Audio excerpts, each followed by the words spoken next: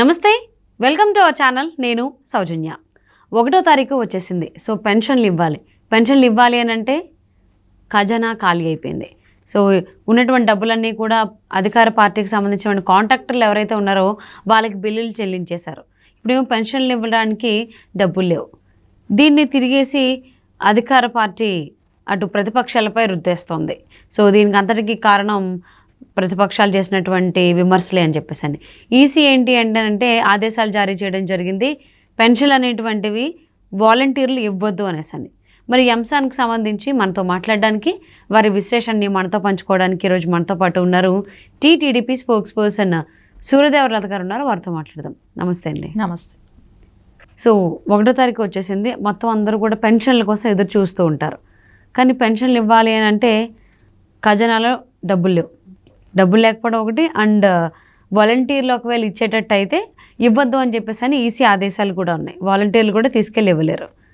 So దీన్ని ఏంటి అని అంటే ఇటు విపక్షాలు చేసినటువంటి విమర్శల వల్లనే, ప్రతిపక్షాలు చేసినటువంటి విమర్శల వల్లనే ఇదంతా జరిగిందని చెప్పేసి వైసీపీ పార్టీ వాళ్ళపైన తోసేస్తుంది. సో దీని గురించి మీరు ఏమంటారు? మనం జగన్ ప్రభుత్వం గవర్నమెంట్ ఫామ్ చేసిన దగ్గర నుంచి చూస్తే కూడా ఎప్పుడూ కూడా అప్పులు చేసి గవర్నమెంట్ నడిపాడే కానీ ఎక్కడా కూడా ఇన్కమ్ సృష్టించి నడిపింది అయితే ఎక్కడా కనపడలేదు మనకు. ఆయన ఎప్పుడు కూడా ప్రతి నెల అప్పులు తీసుకురావటం, ఈ సంక్షేమ కార్యక్రమాలు ఇవ్వటం, మళ్ళా తర్వాత నెక్స్ట్ మంత్కి మళ్ళీ అప్పులు, అంటే ఎవ్రీ 10-15 డేస్కి అప్పుల మూలానే రాష్ట్రం నడిపించాడే కానీ ఎక్కడా కూడా ఆయన అభివృద్ధిలోకి పాల్పంచుకోలేదు. అభివృద్ధి చేస్తే దానిలో వచ్చే ఇన్కమ్ జనరేట్ అవుతుంది, దాన్ని మనం ప్రజలకు పంచవచ్చు అనే ఆలోచన కూడా అతనిలో లేకుండా ఉంది. సో దాని పర్యవసానమే ఇప్పుడు జరుగుతున్న దానికి ఆయన అనుభవిస్తున్నది కూడా.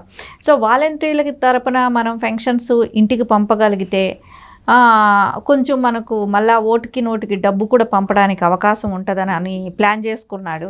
అది ఫెయిల్ అయ్యింది. ఈసీ స్ట్రిక్ట్గా ఏం చెప్పిందంటే వాలంటీర్లతో పెన్షన్స్ ఇవ్వడానికి వీల్లేదని చెప్పింది. సో ఇప్పుడు ఆయన డైనమాలో ఉన్నాడు. సో ఏదంటే ఆయనకి ఏదైతే ముందుకు ఏదైనా ఒకటి ఆలోచిస్తే వెనక్కి 4 అడుగులు పడుతున్నట్టు ఉంది ఆయన పరిస్థితి. ఇప్పుడు అక్కడ పెన్షన్స్ వాలంటీర్లు ఇచ్చే పరిస్థితి లేదు కాబట్టి మళ్ళీ తర్వాత ఇప్పుడు వాళ్ళకి ఎలాగైనా ఇవ్వాలన్నా కూడా ఖజానాల్లో డబ్బులు లేవు. సో అప్పులు చేసే సోర్స్ లేదు, అప్పులు చేయలేడు. ఏం చేయాలా అర్థం కాని పరిస్థితి. దీన్ని విపక్షాల మీద నెట్టేసి వాళ్ళని బ్లేమ్ చేసి వాళ్ళ మూలన మేము పెన్షన్స్ ఇవ్వలేకపోతున్నాము, విపక్షాల మూలన మేము పెన్షన్స్ ఇవ్వలేకపోతున్నాం, మీకు అందించలేకపోతున్నాం అనే బ్లేమ్ని వచ్చి అపోజిషన్ పార్టీ మీద నెట్టడానికైతే గట్టిగా ప్రయత్నిస్తున్నట్టు కనపడుతుంది. ఇక్కడ అదే చేస్తున్నాడు కూడా, ప్రయత్నించడం కూడా కాదు కానీ కన్ఫామ్గా అదే చేస్తున్నాడు అతను. అతనికి ఏ ఇన్కమ్ సృష్టించేది తెలిస్తే ఈరోజు ఈ పరిస్థితి ఉండేది కాదు అనేది కూడా ఆయనకు ఆ మాత్రం అవగాహన లేని సీఎంని ఇన్ని రోజులు ఏపీ గవర్నమెంట్ 5 సంవత్సరాలు కూడా భరించడం కష్టంగానే అనిపించింది. ఏదేమైనా కూడా ఇప్పుడు ఈసీకి తీసుకున్న ఈ నిర్ణయం అయితే చాలా సంతోషించదగ్గ విషయం. ఎందుకంటే ఈ వాలంటరీ వ్యవస్థ వచ్చిన దగ్గర నుంచే ప్రతిదీ కూడా జగన్కి చేరువుగా వాలంటీర్లు ప్రతి విషయాన్ని కూడా చేరవేసే దానిలో ప్రజలకు కూడా ఒక భయభ్రాంతులకు గురి అవుతున్నట్టుంది. వాలంటీర్లను చూస్తే ఏదో భయపడే స్థాయికి విలేజెస్లో కానీ ఏంటంటే వాళ్ళకి ఫేవరిజంగా ఆ పార్టీకి మద్దతు తెలిపే వాళ్ళ వరకు ఓకే, కానీ వేరే పార్టీకి సింపతి పర్లేన వాళ్ళు వేరే పార్టీకి ఇది ఉన్న వాళ్ళైతే అసలు ఏ విషయం మాట్లాడాలన్నా, వాళ్ళు ఓపెన్గా ఏదైనా డిస్కస్ చేయాలన్నా ఒక విలేజ్లో కానీ ఎక్కడైనా కూడా వాళ్ళకు ఒక భయం లాంటిది స్టార్ట్ అయింది. ఏదైనా నోరు తెరిచి ఏదైనా మాట్లాడామనుకోండి ఎక్కడైనా బయట మన పెన్షన్ అయిపోతుందో, మనకి ఇచ్చే స్కీమ్లు ఏమైనా అయిపోతాయో, సంక్షేమంలో వచ్చే ఇవి బెనిఫిట్స్ ఏమైనా అయిపోతాయనే భయంతో వాళ్ళు ఎక్కడా కూడా నోరు తెరిచే పరిస్థితి కూడా కనిపించలేదు ఈ మధ్య. ఇప్పుడు వాలంటరీ వ్యవస్థ నుంచి ఇది పెన్షన్స్ రద్దు చేయటం అనేది చాలా మంచి ఈసీ డెసిషన్ తీసుకోవడం జరిగింది అనేది మంచిగా అనిపిస్తుంది. సో అంటే వాళ్ళ దగ్గర డబ్బులు లేవు అనేటువంటి దాన్ని, అంటే గవర్నమెంట్ దగ్గర డబ్బులు లేవు అని చెప్పకుండా ఎందుకు ఇలాగా విమర్శలు చేశారు ప్రతిపక్షాలు. సో దానివల్ల ఇప్పుడు డబ్బులు ఇవ్వలేకపోతున్నాం అనడం, అంటే ఒకవేళ డబ్బులు ఇచ్చేటట్టు ఉంటే అటు వాలంటీర్ని యూజ్ చేసుకుని పెన్షన్లు ఇస్తూ ఓ పక్క ఇలాగా మాట తీసుకోవడం, ఓటుకు ఇంత అని చెప్పేసి మాట్లాడుతున్నారు. అంటే ఎప్పటి నుంచి టాక్స్ వినిపిస్తున్నాయి, ఖచ్చితంగా ఎంత డబ్బులు ఖర్చు అయినా కానీ ఈసారి గెలవాలి అనే ఉద్దేశంతోనే వైసీపీ నాయకులు ఉన్నారు అని చెప్పేసి అక్కడ వాలంటీర్లు వాడుకుందాం అంటే ఆ ఛాన్స్ కూడా లేదు ఇప్పుడు. సో అసలు అంటే ఉన్న విషయాలు చెప్పకుండా ఎందుకు ఇలాగ వేరే వాళ్ళ మీద మాట్లాడడం అంటారు? ఎందుకంటే ఎలక్షన్ రాబట్టి ఎలక్షన్ టైంలో ఏదో ఒక బ్లేమ్ చేసి అపోజిషన్ పార్టీని నిందితులుగా చూపెట్టడానికో ట్రై చేసే ప్రయత్నం చేస్తున్నాడు. కానీ నీ దగ్గర ఖజానాలో డబ్బులు ఉంటే నీ అనుకున్న వాళ్ళకందరికీ కాంట్రాక్టర్స్కి అందరికీ నువ్వు చెల్లించగలిగావు కదా, వాళ్ళకన్నీ ముందే ప్రిపేర్గా అప్పులు చేసేసావు, వాళ్ళకంతా చెల్లించగలిగావు. నువ్వు అదే అప్పు నువ్వు ముందే ఎందుకు చేసి రెడీ చేసి పెట్టుకోలేదు, నెక్స్ట్ మంత్ వస్తుంది కదా, సో వాలంటీర్లకు ఇవ్వాలి కదా అని.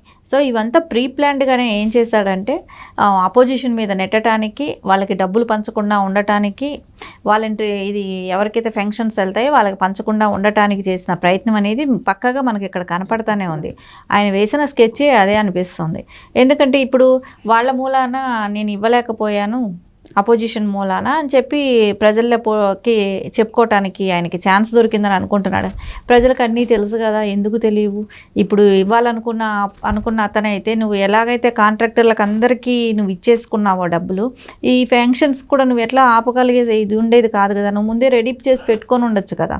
సో నువ్వు రెడీ చేసి పెట్టలేదు. సో ఇప్పుడు అపోజిషన్ మీద నెట్టడము, వాలంటీర్లని వాళ్ళని పంపించద్దు అని ఈసీ ఎప్పుడైతే చెప్పారో సో ఆ షాక్లో కొంచెం ఉన్నాడు. ఎందుకంటే వాళ్ళ ద్వారా వెళ్ళి ఓటుకి డబ్బులు ఇవ్వటానికి ఆయనకి కన్వీనియంట్గా, అందుకోసమే వాలంటరీ వ్యవస్థ తీసుకొచ్చుకుంది కానీ అన్నీ పెట్టుకుంది కానీ పకడ్బందీగా ప్లాన్ చేసుకుంది కూడా వాలంటీర్స్ని దానికోసమే.